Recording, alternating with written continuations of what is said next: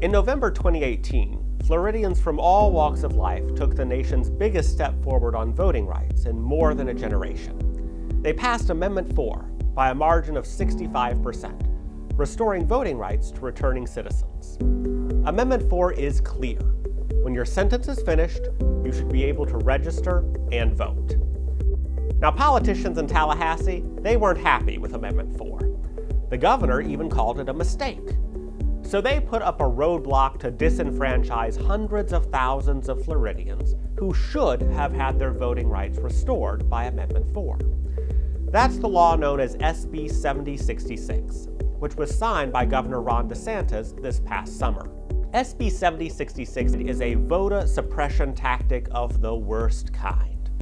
It operates as a poll tax, a way to keep poor Floridians out of the ballot box. And federal courts have concluded time and time again that poll taxes violate the Constitution and are therefore illegal.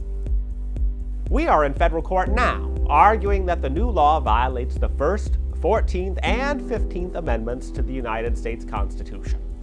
As a modern-day poll tax, it has an outsized negative impact on Black Floridians.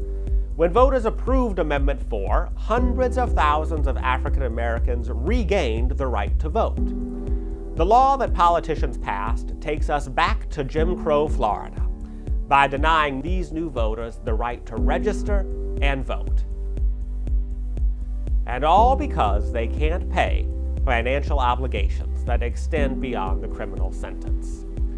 Now, ultimately, SB 7066, the law signed by Governor DeSantis, could block up to 80% of the people who regained the right to vote from Amendment 4 from voting. That's 4 out of 5 people who should now have the ability to vote in Florida elections. More than 5 million Floridians voted for Amendment 4 last November. And that's why none of us can sit idly by while politicians in Tallahassee try to reverse that victory. The bill they passed is unconstitutional and violates one of our most fundamental rights, the ability to make our voices heard at the ballot box. We're fighting back against the poll tax bill that Governor DeSantis signed because it does nothing to respect democracy, human dignity, or the demands of Florida voters. We hope you'll stay with us in the fight to make our democracy stronger. To get involved in the fight for voting rights, sign up at aclufl.org/volunteer.